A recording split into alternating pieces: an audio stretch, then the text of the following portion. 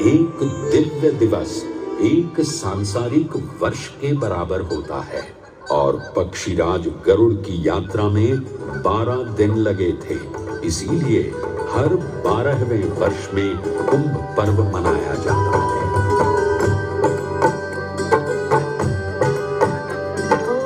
मानस में प्रचलित है। ऐसी ही एक पौराणिक कथा है जो भगवान ब्रह्मा को प्रयाग से जोड़ती है। मान्यताओं के अनुसार भगवान ब्रह्मा को यज्ञ करने हेतु एक दिव्य स्थान की आवश्यकता थी, जिसके चयन को लेकर वे बड़ी ही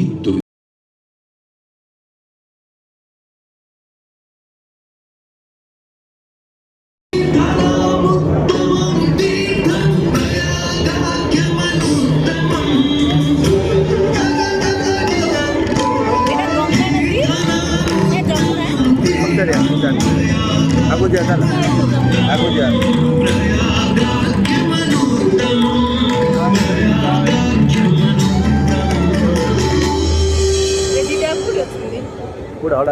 सूर्य ग्रहों में श्रेष्ठ है और चंद्रमा नक्षत्रों में श्रेष्ठ है।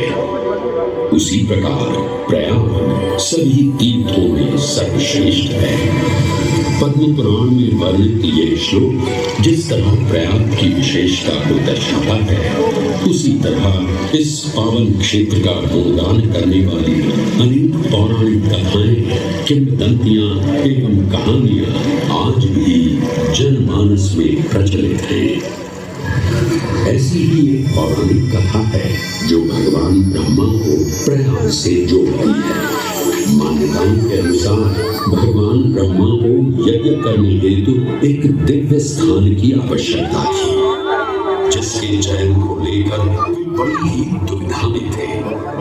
अपनी दुविधा के निवारण हेतु भगवान ब्रह्मा नागों के देवता महाराज शेषनाग के यहाँ पहुंचे और उनसे कहा, हे आदिशेष, मैं यज्ञ करने हेतु इस सृष्टि में एक ऐसा स्थान ढूंढ रहा हूँ जो दिव्यता और पवित्रता की दृष्टि से सर्वोत्तम हो। क्या आप मुझे ऐसा कोई उपयुक्त स्थान बता सकते हैं जो सभी तीर्थों में सर्वश्रेष्ठ हो?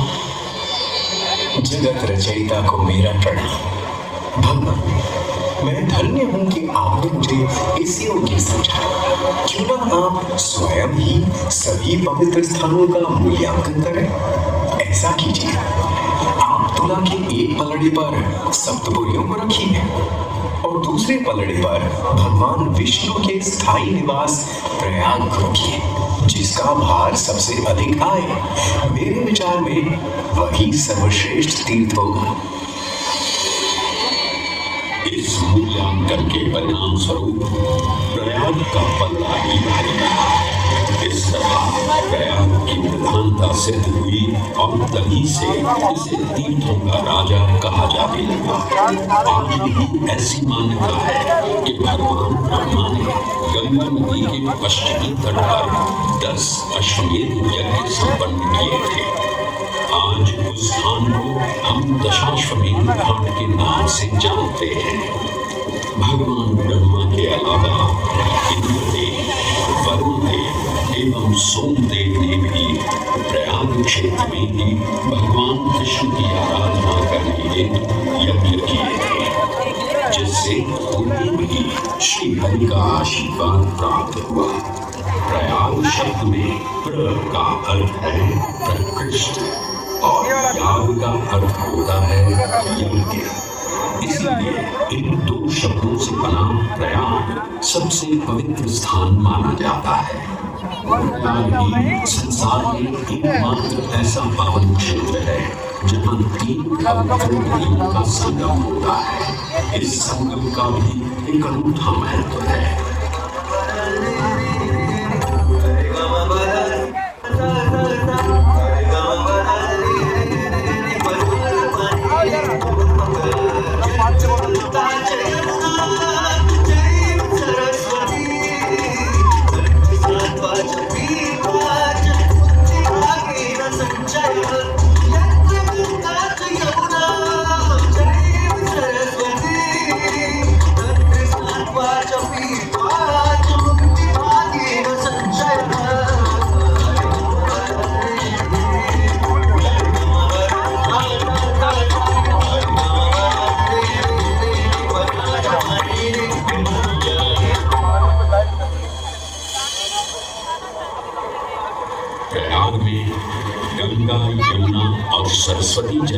तीन सबसे पवित्र और पूजनीय नदियों का दिव्य संगम होता है।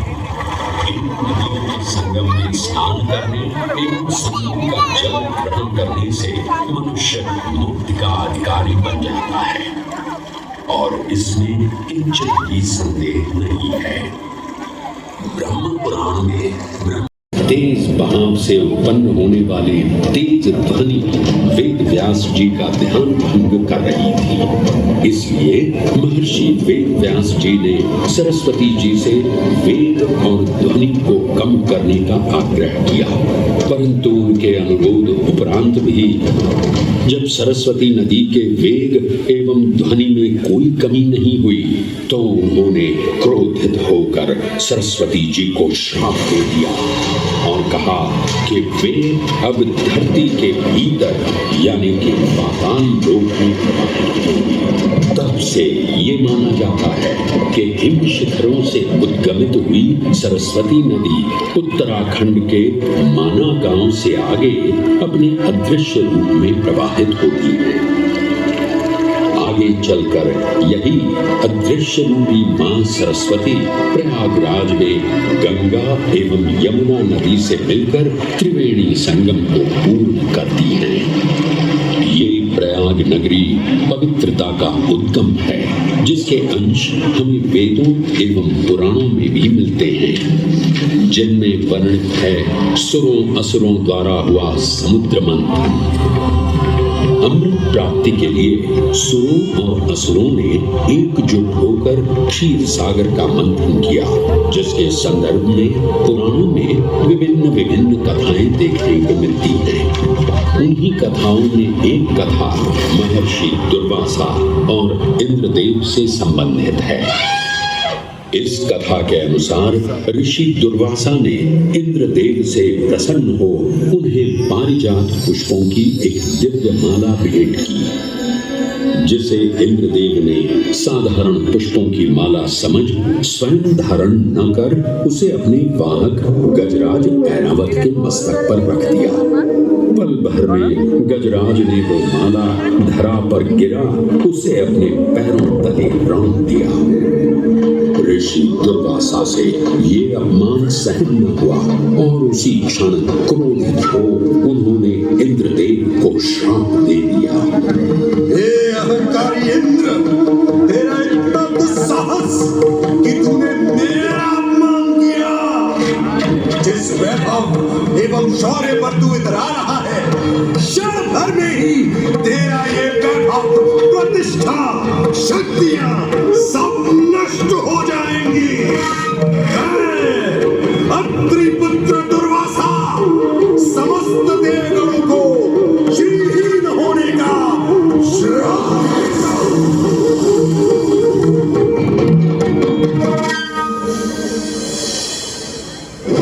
इस श्राप के परिणाम स्वरूप स्वर्गलोक से लेकर वैकुंठ धाम तक का सारा वैभव चला गया। जहां स्वर्गलोक में सभी देवता अपना वैभव एवं शक्तियां खो चुके थे, वहीं वैकुंठ धाम में मां लक्ष्मी भी क्षीर सागर की गहराइयों में चली गई। उनके जाते ही सृष्टि का संतुलन बिगड़ने लगा एवं असुर राजा बलि ने तीनों लोक अपने अधीन कर लिए। ये सब देखकर सभी देवतागण अपने श्राप के निवारण हेतु भगवान विष्णु की शरण में जा पहुंचे और कहने लगे, हे पालनहार, हे स्वामी, अब आप ही हमें इस श्राप से मुक्त होने का मार्ग बता सकते हैं, अन्यथा हम अपनी शक्तियों से सदैव वंचित ही रहेंगे और युद्ध में कभी भी असुरों का सामना नहीं कर पाएंगे। हे देवराज, ऋषि दुर्वासा के श्राप से सभी देवतागण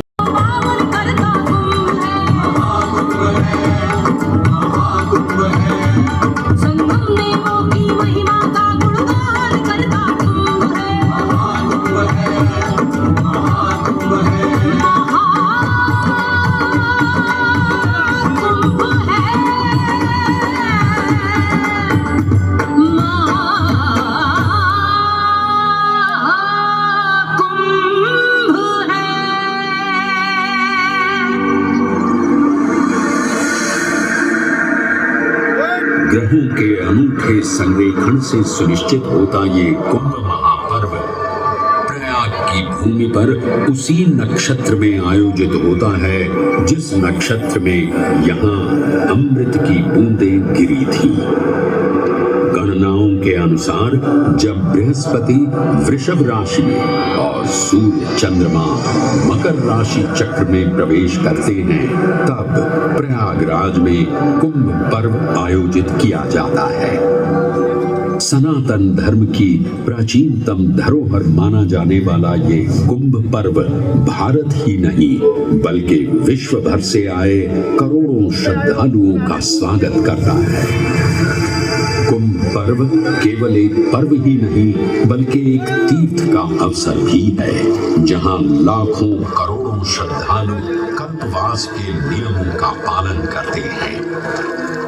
पौष पूर्णिमा से लेकर माघ पूर्णिमा तक चलने वाले कल्पवास के दौरान तीर्थालु सांसारिक सुखों को त्याग कर तपस्वी संतों की तरह कुटिया में रहते हैं। उनकी दिनचर्या ब्रह्म मुहूर्त में गंगा स्नान से शुरू हो संध्या वंदना और भजन कीर्तन जैसे आध्यात्मिक कार्यों के साथ रात्रि तक समाप्त होती है। श्रद्धालु दिन में केवल एक ही बार भोजन ग्रहण कर मानसिक रूप से धैर्य, अहिंसा और भक्ति भाव में लिप्त रहते हैं। ऐसी मान्यता है कि जो कल्पवासी मोक्ष की अभिलाषा लिए कुंभ पर्व में कल्पवास के नियमों का पालन करते हैं उन्हें मोक्ष अवश्य ही प्राप्त होता है। पारंपरिक रूप से इस आध्यात्मिक पर्व की औपचारिक शुरुआत का श्रेय 8वीं शताब्दी के हिंदू दार्शनिक और संत आदि शंकराचार्य को दिया जाता है। उन्होंने न केवल 4 पवित्र मठों पुरी, श्रृंगेरी, द्वारका और बद्रीनाथ की स्थापना की थी बल्कि सन्यासी परंपरा को जीवित रखने हेतु 10 नाम सन्यासी व्यवस्था का गठन भी किया था जिसके अंतर्गत निर्वाणी, अटल, निरंजनी, आनंद, जूना, आवाहन और अग्निसात नामक 7 अखाड़े निर्मित हुए। आदि शंकराचार्य का उद्देश्य शास्त्रों के ज्ञान को आपस में साझा कर सनातन धर्म के दार्शनिक आधारों को सुदृढ़ और परिपक्व करना था। अतः धर्म की सभी शाखाओं को संगठित रखने हेतु आदि शंकराचार्य ने प्रयाग की भूमि पर कुंभ पर्व को पुनः आयोजित किया। आज के इस दौर में कुंभ पर्व की महत्ता का अनुमान इसी बात से लगाया जा सकता है कि यूनेस्को द्वारा मानवता की अमूर्त सांस्कृतिक विरासत की प्रतिनिधि सूची में इस पर्व को शामिल किया गया है। प्रयाग में गंगा, यमुना और सरस्वती जैसी 3 सबसे पवित्र और पूजनीय नदियों का दिव्य संगम होता है। इन नदियों के संगम में स्नान करने एवं संगम का जल ग्रहण करने से मनुष्य मुक्ति का अधिकारी बन जाता है और इसमें किंचित भी संदेह नहीं है। ब्रह्म पुराण में ब्रह्मा जी भी कहते हैं कि प्रयाग में सरस्वती जी अदृश्य रूप में आकर गंगा जी से मिलती हैं। इसलिए इस क्षेत्र को सरस्वती तीर्थ संगम भी कहा गया है। सरस्वती नदी के अदृश्य रूप से मिलने के पीछे भी एक पौराणिक कथा सुनने को मिलती है। ऐसा माना जाता है कि बद्रीनाथ क्षेत्र की गुफाओं में जब वेद व्यास जी भगवान गणेश को महाभारत की कथा सुना रहे थे तब उस क्षण सरस्वती जी हिम शिखरों से टकराते हुए अपना मार्ग बनाती हुई बड़ी ही तीव्र गति से बह रही थी। सरस्वती नदी के इस तेज बहाव से उत्पन्न होने वाली तेज ध्वनि वेद व्यास जी का ध्यान भंग कर रही थी। इसलिए महर्षि वेद व्यास जी ने सरस्वती जी से वेद और ध्वनि को कम करने का आग्रह किया, परंतु उनके अनुरोध उपरांत भी जब सरस्वती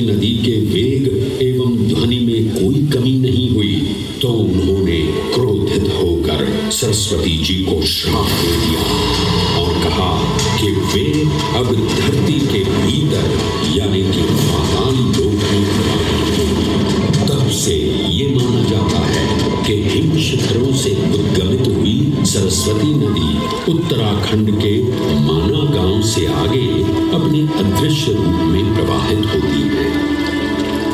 आगे चलकर यही अदृश्य रूपी मां सरस्वती प्रयागराज में गंगा एवं यमुना नदी से मिलकर त्रिवेणी संगम को पूर्ण करती है। ये प्रयाग नगरी पवित्रता का उद्गम है, जिसके अंश हमें वेदों एवं पुराणों में भी मिलते हैं, जिनमें वर्णित है सुरों असुरों द्वारा हुआ समुद्र मंथन। अमृत प्राप्ति के लिए सुरों और असुरों ने एकजुट होकर क्षीर सागर का मंथन किया, जिसके संदर्भ में पुराणों में विभिन्न कथाएं देखने को मिलती हैं। उन्हीं कथाओं में एक कथा महर्षि दुर्वासा और इंद्रदेव से संबंधित है।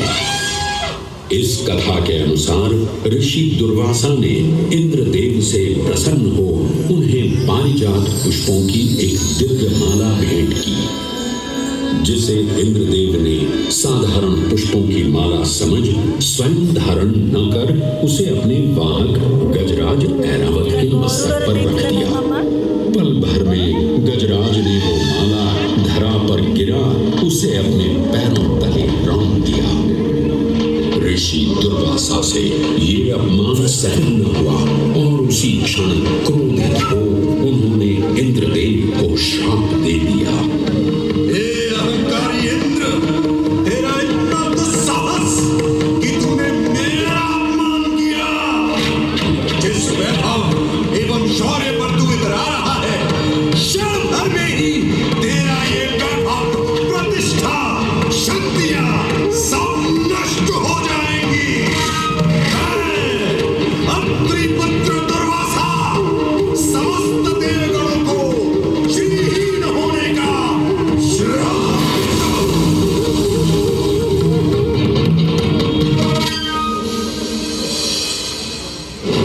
इस श्राप के परिणाम स्वरूप स्वर्गलोक से लेकर वैकुंठ धाम तक का सारा वैभव चला गया। जहां स्वर्गलोक में सभी देवता